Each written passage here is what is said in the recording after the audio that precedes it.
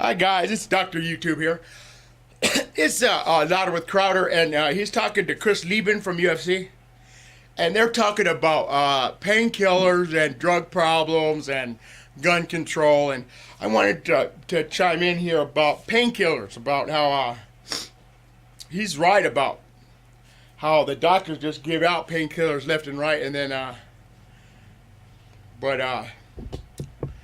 beat painkillers myself. Life's getting better, but he makes a lot of sense here because doctors just give out pain. Once my doctor too, I tried to tell him, can you put me on some type of methadone, and my doctor wouldn't, because he says, oh, we can't prescribe those, but they could put me on morphine. You know what I mean? I didn't get that far, but right. And so they were injecting it all of a sudden, like, go home. This guy going through much pain. Wussy with a capital P, but I can't move my legs. So you think they would have thought something when they had to put me in a wheelchair and call a friend to wheel me home, and I wasn't walking for a while. So they put me on Percocet, Valium, Soma, and some. I think prednisone is like a steroid to bring down the inflammation. So yeah, that's a cocktail. And at this point, I rarely took aspirin, you know, and so since I haven't really struggled with that, I just took and I would take way too many because I was living alone and I would just forget, you know. So I'm like, oh, my back hurts, I'm gonna take my pills. 10 minutes later, oh, my back hurts, I'm gonna take my pills. And it was only 2 weeks, and I just ran out. You know, only 2 weeks, thought, well, the prescription's done, that's it. And I just felt like crap. I just took the pills from the doctors, and my doctor then in New York, in Texas at the time, was over Christmas, said, well, did you taper off of it? And I said, no, they just gave me these pills. And he said, well, what are you taking? He looked at it, he said, you cannot be taking this dosage. He said, if you're feeling, and all I felt was like kind of just groggy and nauseous, he said, they're probably going through withdrawal. So they gave me another half prescription. I tapered off, and it was never an issue, but I thought, wow, doctors told me to do this. Yeah, absolutely. And, you know, I feel so much better since I've been off painkillers. Be good there too, you know, as far as, you know, monitoring and you know, a pain management system. Right. You know. So. Yeah, well, it's I don't envy it. I mean, that's what happened with Rush Limbaugh, and I think his number he was taking like 120 pills a day. Remember seeing the little blues or whatever he called them. Yeah, exactly. And he was open about it, you know. And like Shell says, you got to come clean. It's one of those things. It's not like, you know, heroin or a street drug or something where it's exactly like that. Oh well, this just comes to you. Besides that. And I think that was one of the issues with me. You know, it's wrapped up in a little pill. You think, oh, it's not that big of a deal, and I am hurt, so, you know. Right. You know, and that's kind of the sugar coating on it. But, you know, just as bad as the stuff on the street, if not worse, you know. Yeah. A lot of these synthetic opioids are, you know, they're far worse on your body. Well, heroin was developed as a synthetic, non-addictive alternative to morphine.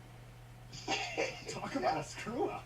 Yeah, and Oxycontin was developed as a synthetic opiate that's non-addictive alternative to morphine too. Yeah. So, how's that work? So you know, every time they come out with a new drug, they say it's not addictive and it's the next great thing. And then what they do with drugs, they just, we'll put more Tylenol in it so people won't overdose because it'll just damage or they won't want to overdose. You know, that's the thing they do a lot too. They would mix it with Tylenol so people won't want to overdose. They'll be afraid of it.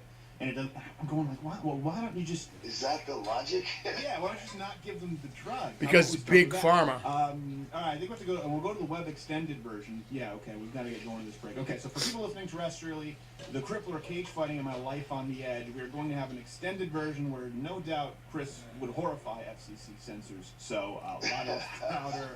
Go check it out there. All right.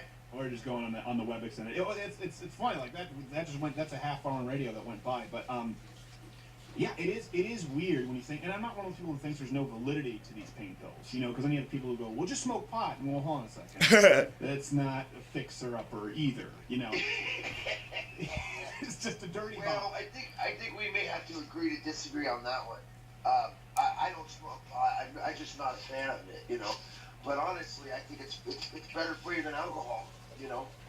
And if people want a vice, if they're gonna pick something to be their vice, I'd rather have them pick pot. No, I'd rather have them pick pot than heroin or oxy, obviously. For sure. My problem with it is people, you know, well, it's kind of like, you know, I was on Rogan's podcast and we were talking about this. You can't say it cures cancer, it helps cognition, it helps anxiety, and then when someone tests positive, like a Diaz brother, say, but it's not a performance-enhancing drug. Okay, listen, it's either one or the other. It's either a performance-enhancing drug or it's not. And there are plenty. The big myth for me with pot is I have no doubt it helps with pain. I can't barely walk when I'm on the stuff. Right, So exactly. that's it. I can't walk, so it doesn't enhance my performance. I'll tell you that. No, but people who want I it just to want be... to lay on the couch and eat Cheetos. Oh, and I agree. It's very impressive that the Diaz brothers can do that and then fight. Wow. I know, it's honest. amazing. It's mind-blowing. It's the years of building up a tolerance, no doubt. But the idea that it's like, well, getting hammered also helps with pain. So the problem is we have a lot of people who go here and go, well, what are you paid by Big Pharma? I've just made it clear that I'm not. But I also think people need to be honest about it. If they want to get high, fine. And their state says it's legal, fine. Like you said, it's very hard. Would it be better if they're going to have a vice? Yes. But it is just that for a lot of people. A vice. A vice. And they need to be careful with that. Especially, I mean, it's the idea that it's Big Pharma keeping them. I mean, Big Pharma are the ones who stand to make the most of pot. They've patented, I think there's about 7 patented drugs.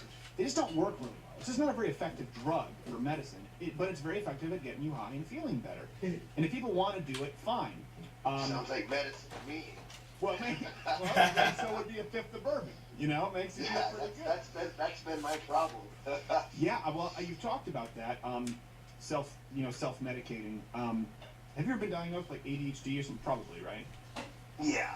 I got all of it. I think we all got that, guys. ADD. We're the generation that Yeah. we have slow autism, and then the next one has a big, I don't know. Higher functioning, so they just need that more stimulation. Well, I'm glad to hear you're doing well. So maybe we'll have you back and check in on that. So, okay, prison. You said it wasn't that